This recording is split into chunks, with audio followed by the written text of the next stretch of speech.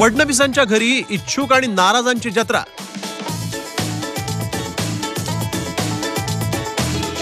Damage कंट्रोलसाठी Fadnavis लागले कामाला।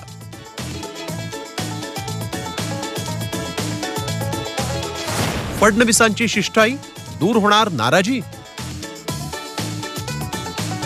आधी मुंबईतला सागर बंगला आणि आता नागपुरातला देवगिरी बंगला। उपमुख्यमंत्री देवेंद्र फडणवीसांच्या घरी गेल्या काही दिवसांपासून राजकीय नेत्यांची रीघ लागली आहे। कुणाला लोकसभेचं तिकीट हवंय तर कुणी तिकीट मिळालं नाही म्हणून रुसलाय। कुणी महायुतीच्या उमेदवारालाच विरोध केलाय तर कुणी अधिकृत उमेदवाराविरोधात बंडाचा झेंडा फडकवलाय। या सगळ्यांची समजूत काढण्यासाठी देवेंद्र फडणवीस कामाला लागलेत। गेल्या 4 दिवसांमध्ये फडणवीसांच्या घरी कुणी आणि का भेट दिली ते पाहूया। 12 एप्रिलला माढाचे भाजप उमेदवार रणजित सिंह नाईक निंबाळकर, दौंडचे भाजप आमदार राहुल कुल आणि माणचे आमदार जयकुमार गोरे खास विमानानं नागपूरला पोहोचले। माढामध्ये राष्ट्रवादी अजित पवार गटाचे नेते माजी विधान परिषद सभापती रामराजे निंबाळकर महायुतीचा धर्म पाळत नसल्याची तक्रार त्यांनी केली। 13 एप्रिलला उद्योगमंत्री उदय सामंत यांनी फडणवीसांची भेट घेतली। रत्नागिरी सिंधुदुर्ग मतदारसंघातील उमेदवारीचा तिढा अजून सुटलेला नाही, त्याबाबत दोघांमध्ये चर्चा झाल्याचं समजतंय।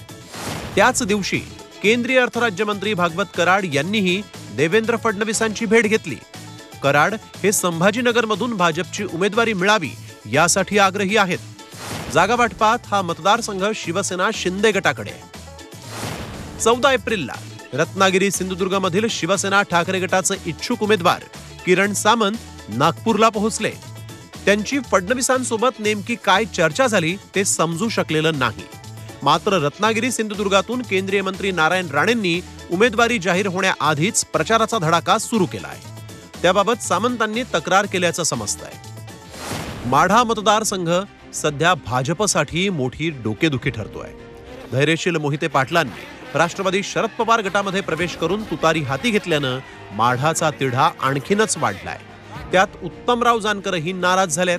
त्यांच्या नाराजीचा फटका माढा आणि सोलापुरात बसू शकतो। त्यामुळे फडणवीसांनी त्यांना नागपूरला बोलावून घेतलं आणि त्यांची समजूत काढली। अतिशय सकारात्मक अशी चर्चा झालेली आहे। नाराजी दूर झाली असं नाही, परंतु हे जे बैठकीमध्ये जे सगळ्या मुद्द्यांचं चर्चा झाली, विश्लेषण झालं, ते आमच्या कार्यकर्त्यांच्या समोर ठेवून आम्ही त्या ठिकाणी निर्णय करू। त्याशिवाय काँग्रेस नेते आबा बागुल यांनीही उपमुख्यमंत्री देवेंद्र फडणवीस आणि भाजपचे प्रदेशाध्यक्ष चंद्रशेखर बावनकुळे यांची भेट घेतल्याची माहिती समजतेय।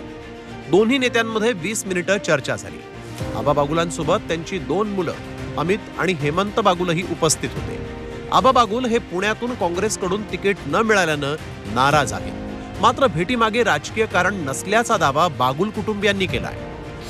लोकसभेला महाराष्ट्रातून खासदारांची संख्या 45 पार नेण्याचा विडा महायुतीच्या नेत्यांनी उचललाय। नरेंद्र मोदींना पंतप्रधान पदाची हॅट्रिक साधण्यासाठी हा आकडा भाजपला गाठावाच लागेल। त्यासाठीच देवेंद्र फडणवीस मैदानात उतरलेत। त्यांची शिष्टाई किती सफल होते यावरच भाजपचं यशापयश अवलंबून असणार आहे। नागपूरहून अमर काणेसह ब्युरो रिपोर्ट, झी 24 तास।